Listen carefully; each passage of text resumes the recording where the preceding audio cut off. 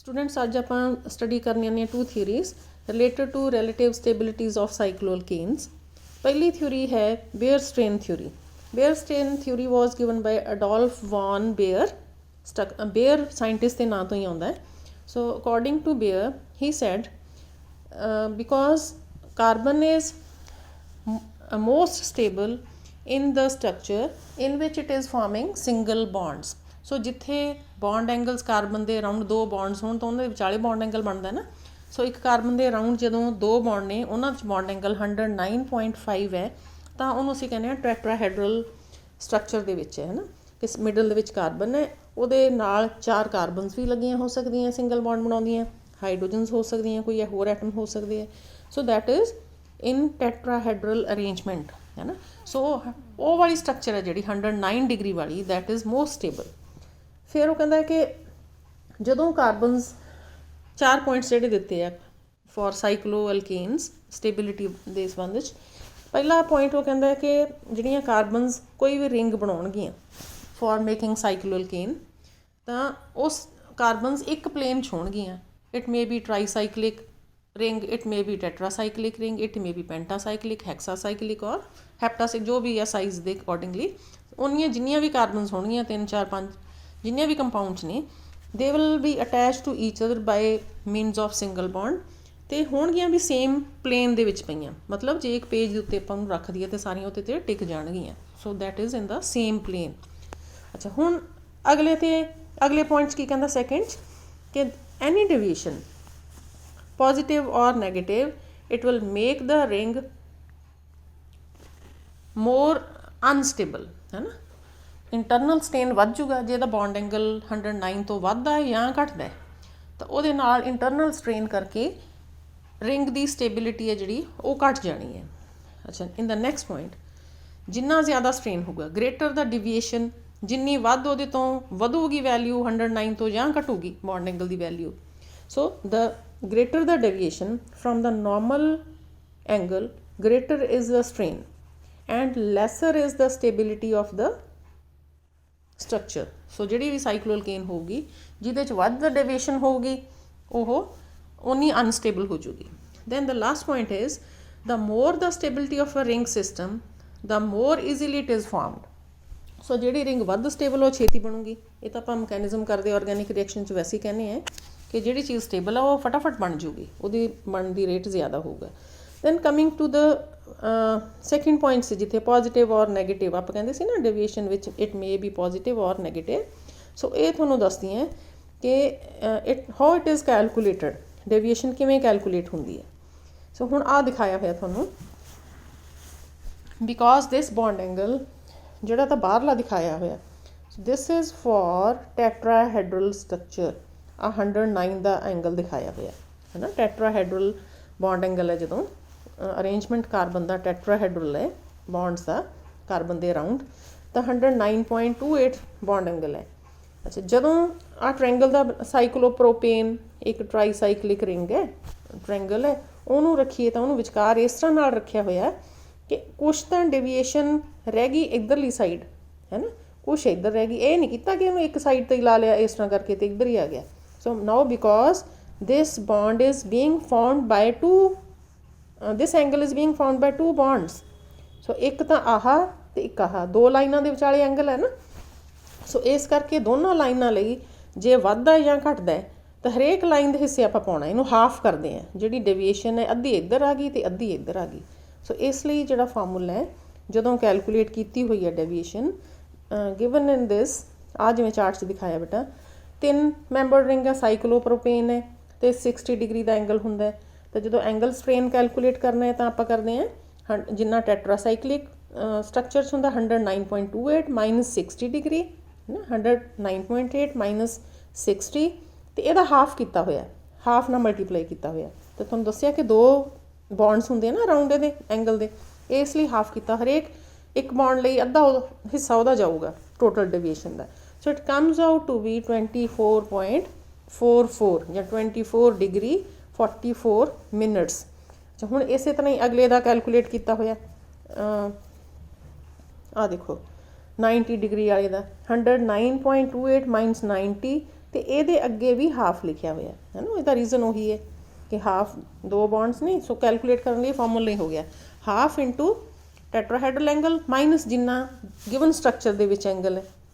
सो 4 वाले 90 हो गया, 3 जी ट्रायंगल सी 60 हो गया, जो 5 खुंजियां वाली स्ट्रक्चर होगी साइक्लोपेंटेन होगी वो 108 होंदा है, साइक्लोहेक्सेन लई 120 होंदा है, साइक्लोहेप्टेन लई इन्ना होंदा, साइक्लोऑक्टेन लई 8 वाले लई इन्ना होंदा है ना। सो शुरू होके 3 वाले तो 3 तो 4 तो 5 6 7 8 खुंजियां वाली स्ट्रक्चर है वो आप कैलकुलेट किया तो आ बॉन्ड एंगल्स आते हैं।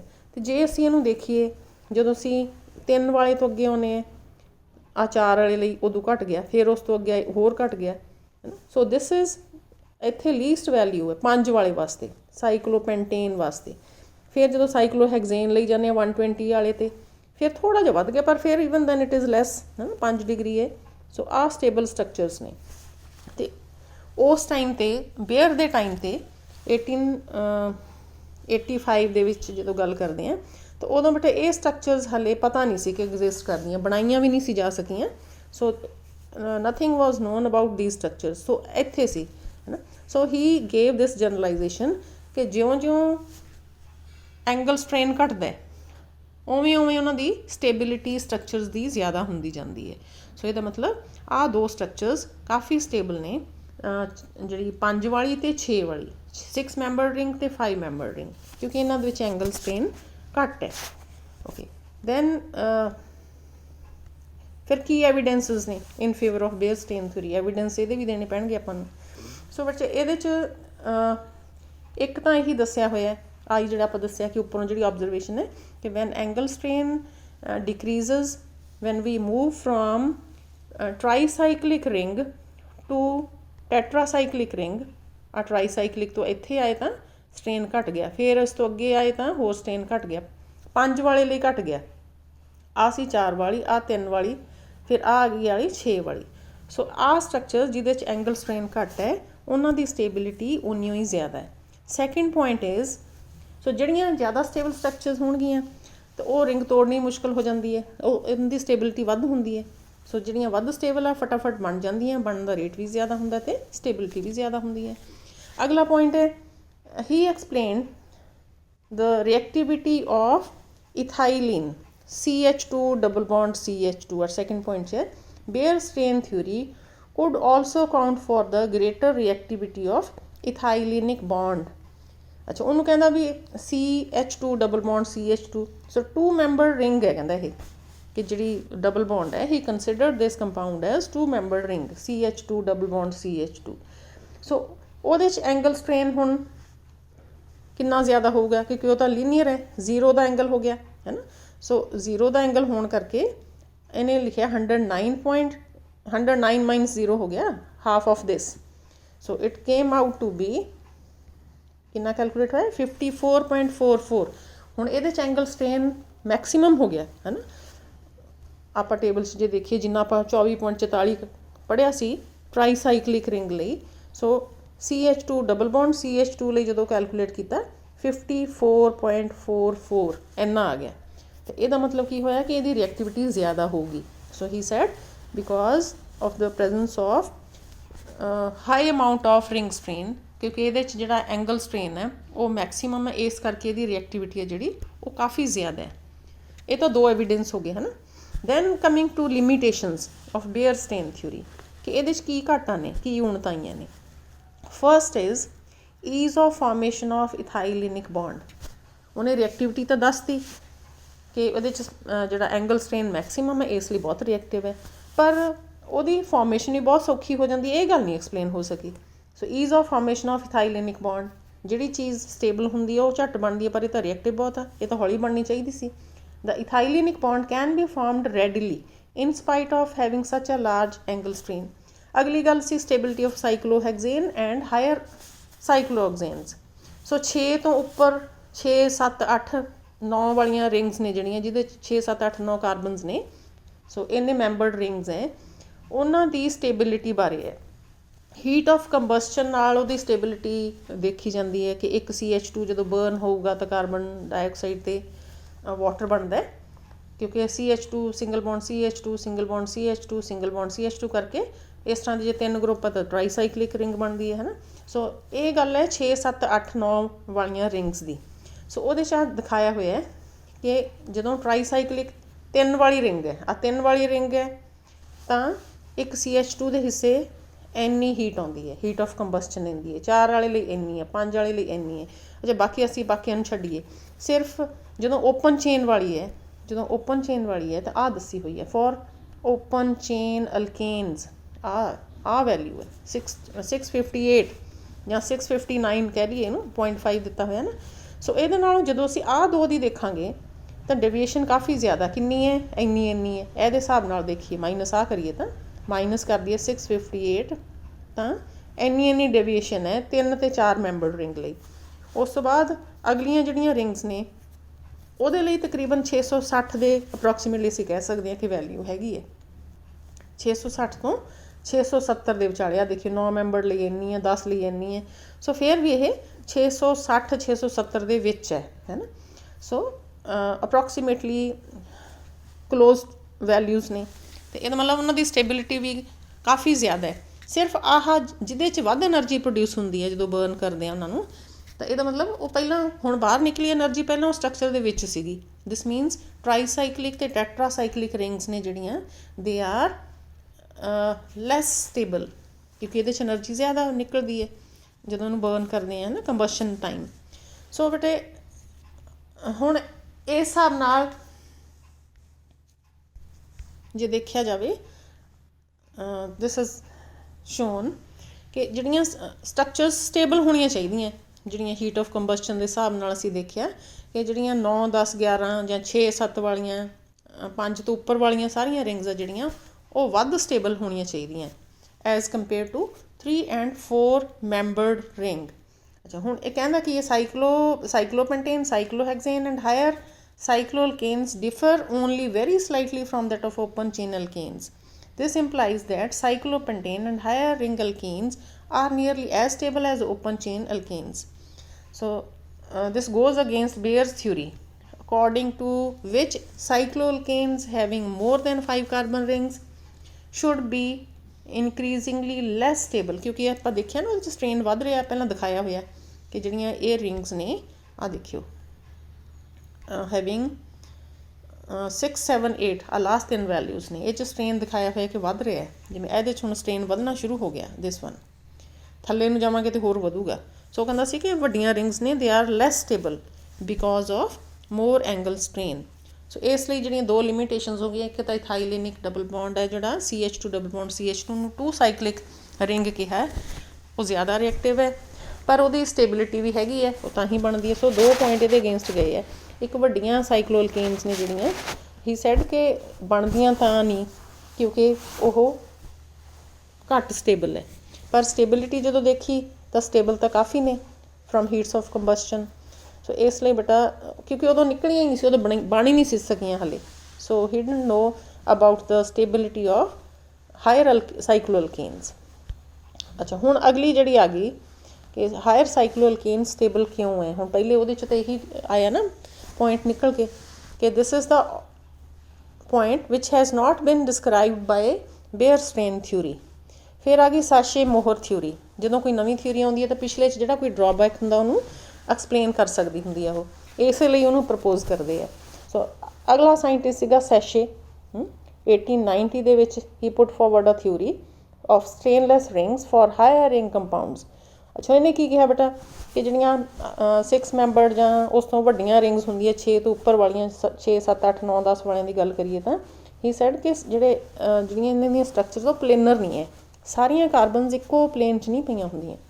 सो अलग अलग लैवल्स ते हुंदियां, मल्टी प्लैनस ने उन्हां दे है ना, मल्टी प्लेनस ने है ना, मल्टी प्लेनर है वो, जां फिर वो सेम लैवल च ना होण करके थोड़ियां उत्तों जिवें कौली अपनी हुंदी है कि पकड़ ने है ना, पकड़ स्ट्रक्चर होंगी है जी विचों थल्लों डूंगी होवे ते साइड्स में फोल्ड होकर उत्ते नूं किनारे उठे हुए होण।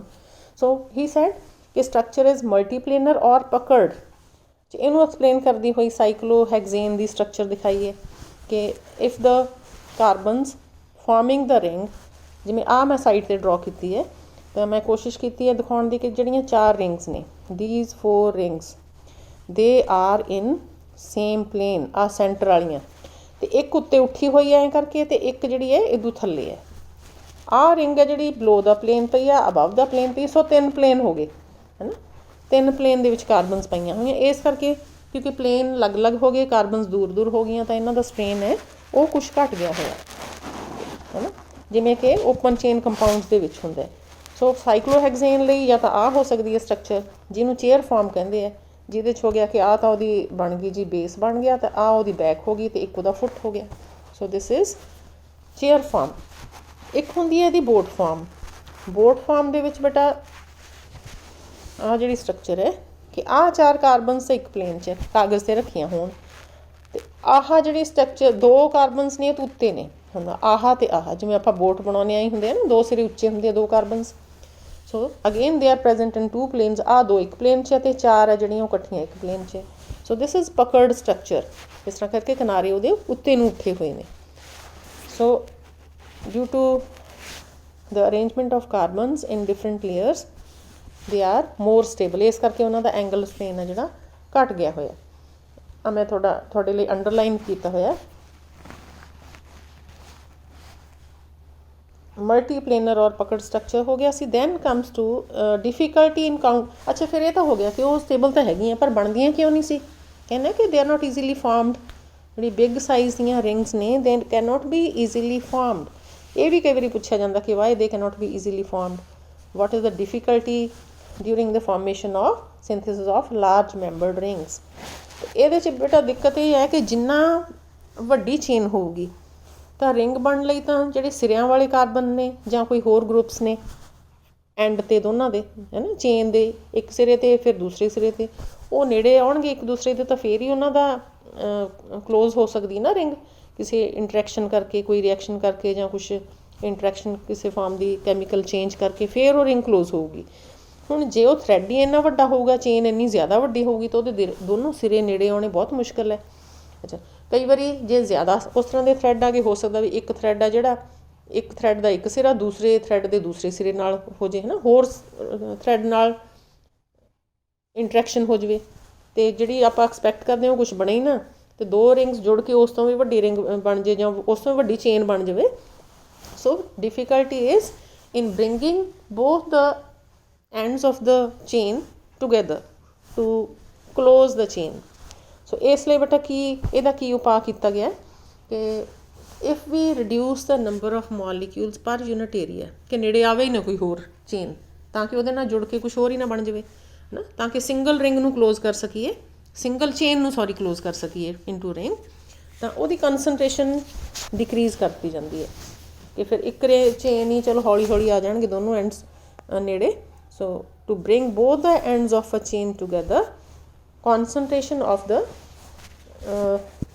reacting substance is decreased. पर they are once they are formed they are very stable. ठीक है, सिरे नेड़े लियाने मुश्किल है, नेड़े आके जो जुड़ गया once the ring has been formed then it is very stable. So this is how it explains the stability of higher cycloalkanes. ठीक हो गया कि एक क्योंकि एक प्लेन च नहीं होंदियां सारियां कार्बनस, तो एक बार बन जाए फिर बहुत स्टेबल है, बनानी मुश्किल है, तो वह इलाज इन्होंने दसिया होया कि by decreasing the concentration of the chains. Okay अगला आ गया बेंट और banana bonds in cyclopropane. Cyclopropane कहते हैं कि there is banana bond, what is that. ये बेटा जदों तुसीं सिग्मा बॉन्ड की स्ट्रक्चर आप पहलां पढ़ी हुई है, ये sigma bonds are formed by head to head overlap of different orbitals. sp3 के केस के सिंगल बॉन्ड के केस कहने कि sp3 hybrid orbital of one carbon can overlap with sp3 hybrid orbital of another carbon. सो इत्थे करके इन्हां दी आपस च ओवरलैप हो जाती है, तो इन्हां दी ओरीएंटेशन भी इस तरह होंदी है कि उन्हां दे जिहड़े हैड ने वो एक दूसरे दे कंटैक्ट च आके इत्थे ओवरलैप होंदी है आ रीजन दे विच है ना। If due to some reason due to angular strain आ वाला एंगल है जिहड़ा if it decreases तो एदा एंगल भी आ भी थोड़ी इधर नूं शिफ्ट होगा है ना, ਉਹਦੇ ਨਾਲ ਕੀ ਹੁੰਦਾ ਕਿ ਪ੍ਰੋਪਰ ਓਰੀਐਂਟੇਸ਼ਨ ਨਹੀਂ ਹੁੰਦੀ ਦੋਨੋਂ ਲੋਬਸ ਦੀ, ਦੋਨੋਂ ਕਾਰਬਨ ਦੇ ਜਿਹੜੀਆਂ ऑर्बिटल्स ने sp3 हाइब्रिड ऑर्बिटल्स, क्योंकि साइक्लोअल्केन सारियां ची sp3 हाइब्रिड ऑर्बिटल्स ही ओवरलैप करनगे। So now they undergo some strain, they are bend to certain extent, इस करके बेटा प्रॉपर ओवरलैप नहीं होंगी। जिमें कि आ पहले च दिखाया 109 का एंगल है तो प्रॉपर ओवरलैप हो रही है, तो sigma bond formed is quite strong. But when in case of cyclopropane, आ साइक्लोप्रोपेन की स्ट्रक्चर दिखाई हुई है, when 3 carbons they come close together, the bond angle भी घट गया होया, 60 ਦਾ रह गया। आ वाला bond angle it has decreased from 109 to 60 degree. इस करके आ ਜਿਹੜੇ ओवरलैप इन्हां दी होनी सी, हेड्स दी होनी सी, हुण थोड़ा जिहा साइड ते चलिया गया, साइड वाइज थोड़ी होगी। सो इसलिए एरिया ऑफ ओवरलैप इहदा घट जाण करके this bond formed is a bent bond, जिन्हों बनाना बॉन्ड भी कह दिंदे हैं, and it is much weaker. So due to angular strain, the bond formed is known as banana bond or bent bond. So our wala structure will show this. So this is due to poor overlap of sp3 hybrid orbitals due to angular strain.